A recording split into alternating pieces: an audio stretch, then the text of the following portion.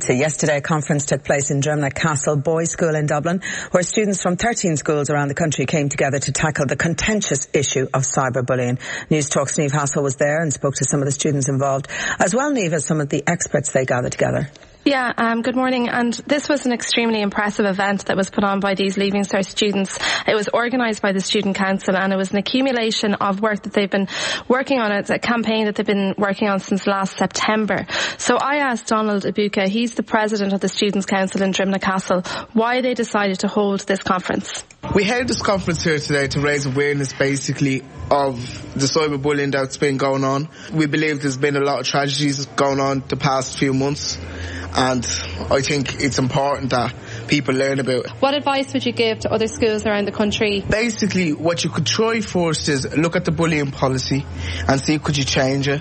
Have a little friendship week, as other people call it, or bullying awareness week or anti-bullying week, where everyone just sticks together. We had all the first years coming into us and telling how good work we've done. They all feel more connected now, and they feel they can actually trust each other. They can go and talk to each other, or they could even talk to us. They feel the whole place is a better place. I believe it's very achievable in any other school. Of course, the Student Council there has done some amazing work. Was the conference about young people on the best way to tackle cyberbullying, or a mix of them and the experts? Well, it was called Empowering the Generation, and it was exactly that. So it was unique in the sense that this was a peer-driven initiative. I mean, the students set this all up. They gathered the experts themselves. They wanted to hear from these people who have done studies, and one of them was Brian O'Neill. He's the head of media in DIT. He conducted this pan-European study which looked at children and what teenagers do online. So he gave a talk at the conference itself. But around that, the students themselves, they made really powerful videos about the effects of cyberbullying. They had set up a booth there where students could have their own say, where they film themselves talking about the issue. And they're going to actually send that on to the Minister of Education, Rory Quinn, as a way of helping the department combat this issue. So Brian O'Neill, he gave a few statistics when he was giving his talk at the event. So he found that students were upset about the nature of bullying online, and that actually this was a very startling figure. 68% of parents were unaware that this was actually happening.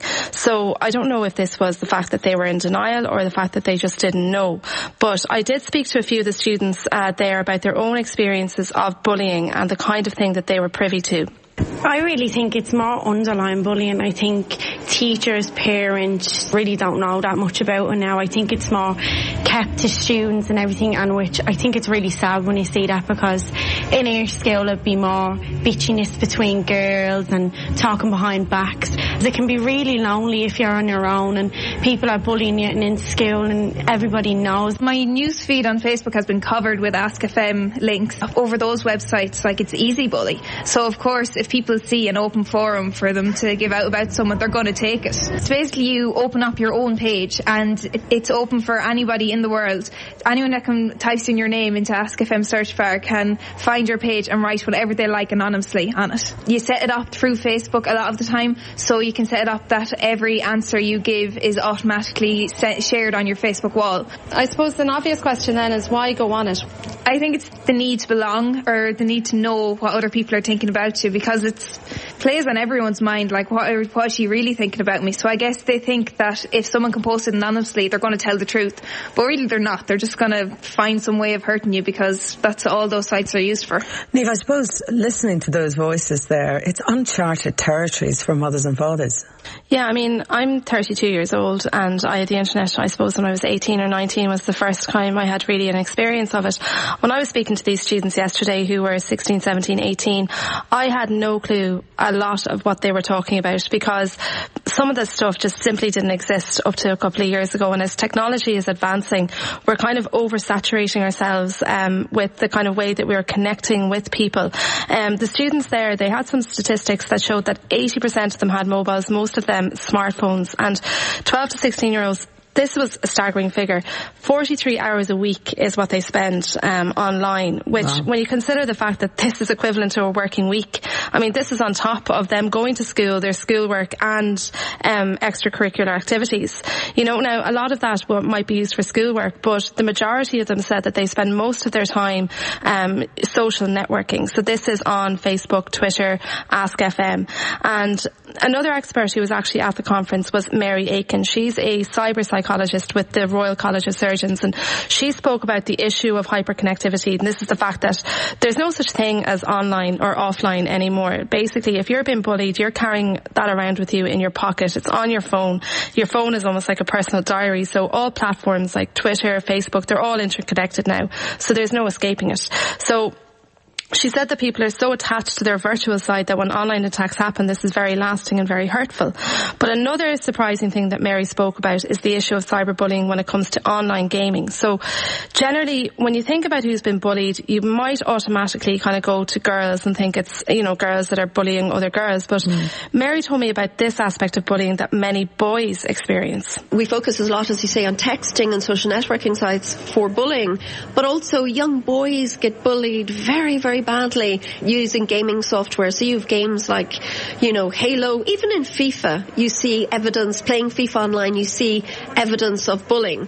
And that can be, say, in a gaming scenario, other players in multiplayer games ganging up on one person virtually and not supporting them, or using foul and abusive language online. And if you go online and if you Google gaming freakouts or gaming stress outs, you'll see video of very young boys absolutely losing control completely as a result of being bullied, and almost to the point of becoming hysterical. Niamh, I have to say, I've seen it myself, and I take it as being quite a competitive game. I don't know what's happening in the game because I don't understand it.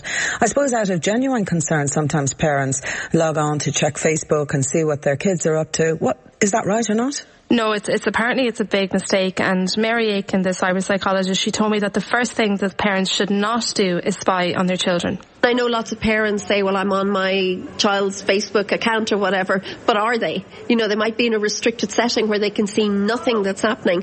Between parents and children, you have a thing called child parental trust, and that means that you should not, with an older child, and I'm talking teenagers, you should not pick up their mobile phone and start looking at their text messages without their permission. That is not a way forward.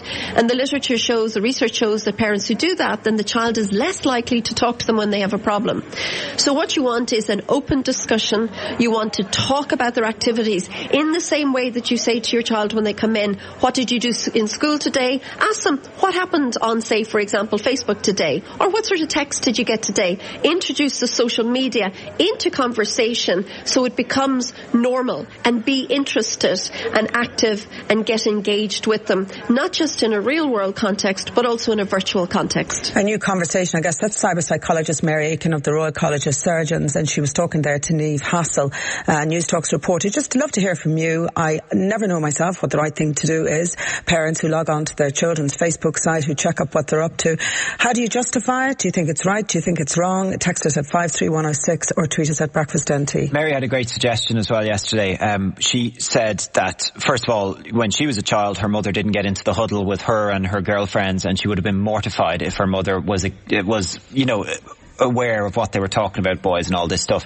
She said with Facebook and all of this thing, the approach that she thinks works the best is if you have an older brother or sister, or you have an older cousin that the parent can trust, but at the same time the child can trust, that the cousin isn't going to say, oh, she liked this picture of a boy or something like this. But if something untoward is happening, the cousin is going to say, heads up, or the older brother and sister is going to say, heads up, you need to look at this. Yeah. She was saying that is an approach that she would suggest to parents. Don't insist that your child friends you. Just say, you can go onto Facebook, but as long as you friend your older sister or brother or your older cousin. And that was one of the things she was offering up to parents. I suppose I know how nervous you get when your child is down in the dumps, when they're not speaking and they're not communicating with you, and you worry sometimes about whether or not something has happened, especially if you find odd behaviour, taking down the Facebook site. And I can see it from both points of view.